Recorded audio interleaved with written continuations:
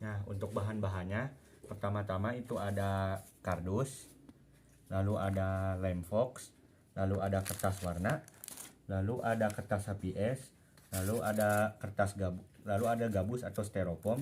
Kemudian untuk alat-alatnya, yang pertama ada penggaris, kemudian ada pulpen, dan yang ini cutter.